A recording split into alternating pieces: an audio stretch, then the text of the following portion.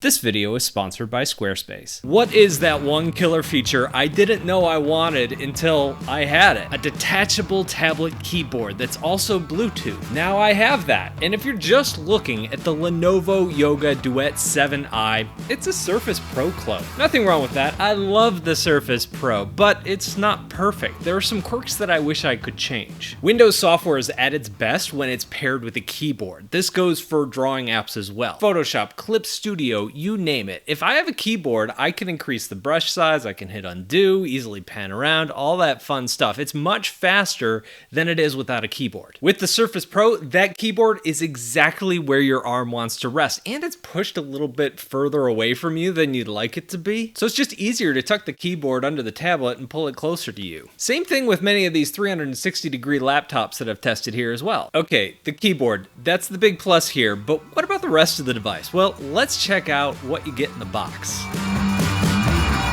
What's in the box? Everything. I love Microsoft, I love Apple, but I do find it a little bit frustrating that the product price is kind of incomplete. With an iPad, you can get away without having a keyboard, but Windows, it's just not nearly as efficient without one. Included here is not just the keyboard though, but also the pen. All of that is in the box, and it's a huge convenience that makes purchasing one of these so much easier. You also have the USB-C power adapter that plugs into one of the ports along the side. Of course you need that. And I will say, the box, looks pretty good.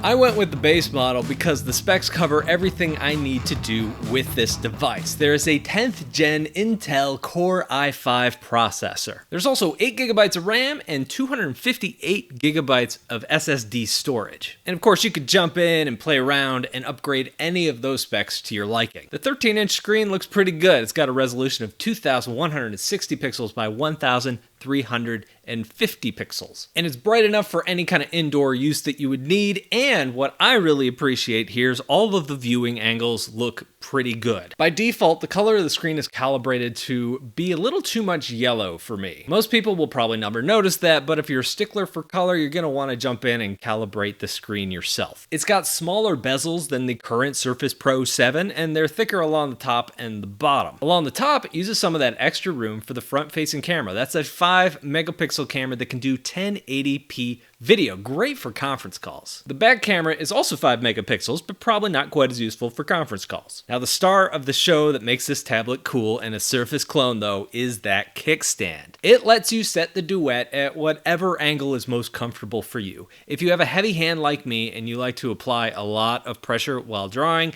you're going to notice that it is going to sink down on you if you don't have it set at the lowest point. But if you want to use it more like a laptop or when it's just sitting on your desk and you're not touching it, it stays up perfectly. The Duet is pretty generous with its I/O as well. Well, generous for a tablet. It gives you 3 USB-C ports. There's one dedicated just for power, and there's 2 others that are just normal USB-C ports. Of course, you can use the power one for whatever you want when it's fully charged and you're just using it. We also have a headphone jack and a micro SD card slot. And let's not forget the power and volume buttons you come to expect on any tablet. The vents along the top are kind of a nice design feature, but they also allow more air circulation, and they double as a speaker grill. I would say the audio here is passable. It's nothing special, it's not bad, but it's not great. Also, from a noise standpoint, the fan does kick on from time to time. I didn't notice it that much, and it's really not that loud, but you'll notice it. Then there's the keyboard cover. I know, I already talked about the keyboard cover, but there's more to say here. I want to talk about typing on it. The keys definitely have more bounce and travel than most of the tablet keyboards, or even laptop keyboards I've tested recently have. A lot of people absolutely love Lenovo's laptop keyboards, especially on their ThinkPad line. I can see the appeal because it feels deeper. Each press is more chunky and substantial than most other laptop keyboards. I personally have gotten used to these shallower keyboards, so to me it felt like a little too much, but it was definitely something I got used to, and it's probably just a preference thing. I will say, I really did like the trackpad. These sort of things on Windows laptops can be hit or miss,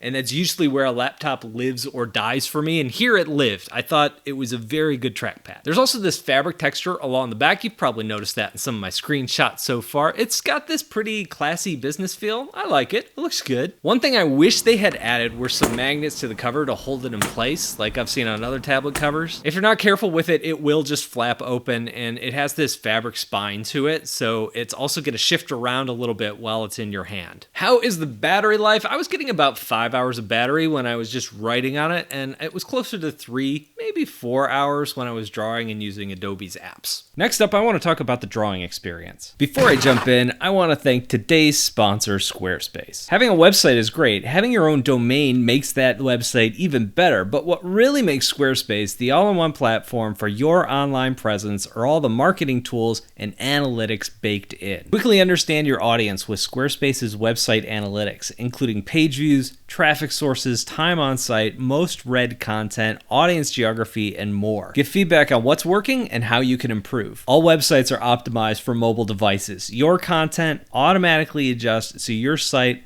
looks good anywhere. Squarespace has the tools you need to get your business off the ground, including e-commerce templates, inventory management, a simple checkout process, and secure payments. Whatever you sell, Squarespace has the merchandising features that you need to make your products look their best online. Check out squarespace.com for a free trial, and when you're ready to launch, go to squarespace.com/BradColbo to save 10% on your first purchase of a website or domain.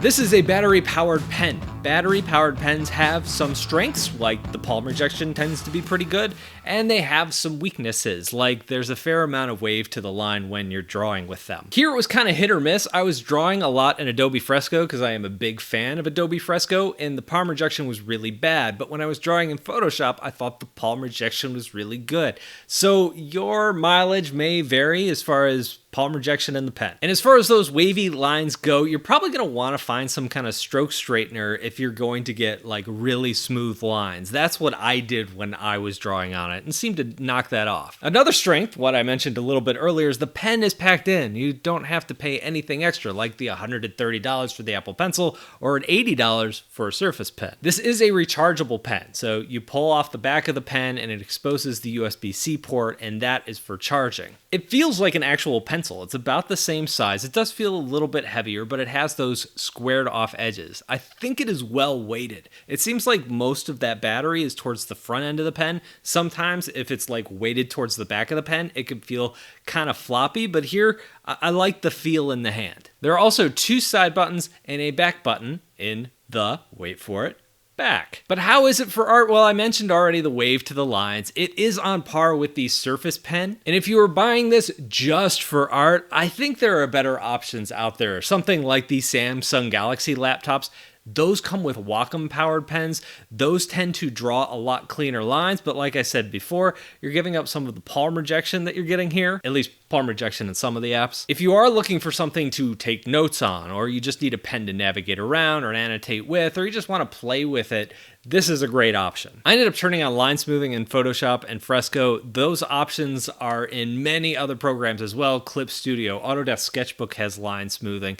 There is one downside to that, and that is the higher you turn up that line smoothing, the more lag there is to the pen. So if you want it to be super responsive, you're going to have to toggle that off, put up with a wavy line. So yeah, it's a trade-off. The pen tip also has a little bit of rubber on the end, so you do have some control. This is a slick glass screen, so having that just tiny bit of rubber on the pen gives it a little bit of resistance and makes it a lot easier to have control so you're not just sliding all over. Now the downside here is that is not an organic feeling drawing experience, right? If you're drawing on a piece of paper, it's rough. If you have a pen or a pencil, it's kind of scraping against that rough surface. So when you have a smooth surface and you're drawing with rubber, this is not, or it is something that you do have to get used to. Lastly, the pen is not magnetic and there's no storage for it anywhere on the device or underneath the cover or anything.